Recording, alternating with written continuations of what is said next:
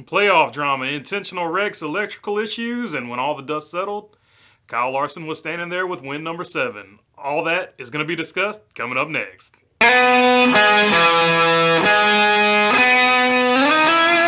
So before we get going into the video, I'm trying to make a little push. So if you guys could help me out, I'm trying to get to 500 subscribers before the end of December. So if y'all could just, if you're watching this and you're not subscribed, please subscribe down below. Thanks, I really appreciate it. All right, now on to the video. So just like I told you on the preview, but you know, when I flip my coin, it's got two sides and they both say 5. So I'm going with Kyle Larson in this race. And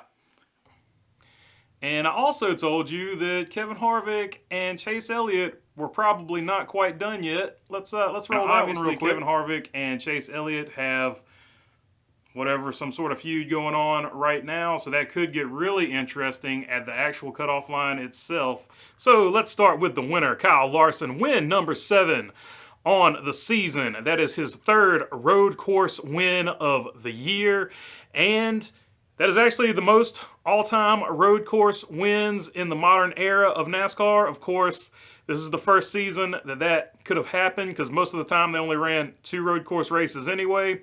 But either way, still a really cool statistic. At the beginning of the season, a lot of people predicted that this would happen, but the guy that they predicted it would happen with was Chase Elliott. But nonetheless, pretty impressive statistic because, as we talked about a few episodes ago with the Winston Million, just because it was done in the first year doesn't make it any less special. And we'll see if, going forward, if somebody can do it again, like, say, Chase Elliott. Speaking of Chase Elliott, 2 or 3 things here. First, I want to give this guy a ton of credit. He showed me today that he is just on another level as far as road course racing goes. I knew he was good, but him taking that win from AJ Allmendinger at the end of that first stage, like just he flat out outdrove AJ Allmendinger, and AJ Allmendinger is one of the best road course racers in any type of car you will ever see anywhere. And also, after he got that damage to his car, driving up all the way to a 12th place finish with just an absolutely mangled car, Chase Elliott is an elite road course racer, and I know some people look down on it just like they look down on Junior for being an elite plate racer. But what this makes me realize is people like Kyle Larson, Martin Truex Jr., Christopher Bell, Ryan Blaney, people that have beaten Chase Elliott on road courses, I have even more respect for him now because Chase Elliott is that good on a road course. Secondly, what Chase Elliott showed me today is his championship last year was no fluke because he has the determination and the heart of a champion, and so does his team. They put that car back together, and like I said, he drove it up to a 12th place finish. So they kept their eye on the ball, unlike Kevin Harvick, who wrecked him. Now, if you want to see a longer video about the Kevin Harvick, Chase Elliott deal, I made about a 5 or 6 minute video on that. You can check that out. But here's the Cliff Notes version of it. Kevin Harvick has let revenge completely consume his mind. He can't control his emotions. He wrecked Chase Elliott. Chase Elliott came back from it. And, well, you saw instant karma on the racetrack.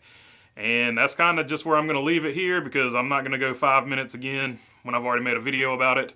But you can check out that other video if you want to see something a little more in-depth. And that gets me into good race, bad race. Bad race, obviously, Kevin Harvick. He was in the round of 8. And he just let revenge and his emotions get the best of him, and now he's out.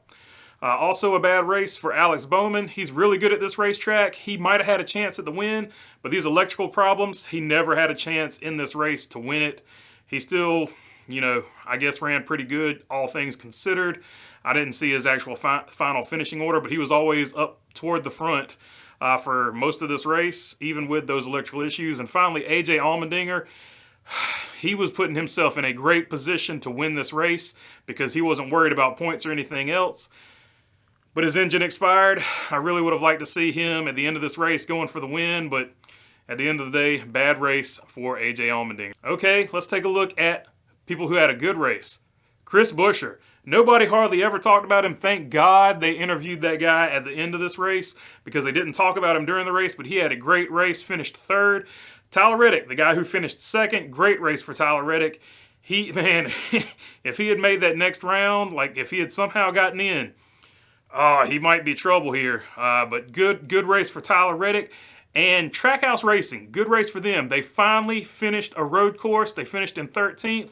So when they finish road courses, they finish pretty good, but good race for Trackhouse and Daniel Suarez. Here are the 2021 NASCAR Cup point standings. There were more, but this is as much as I can show. Kyle Larson is in first place, with 4,065.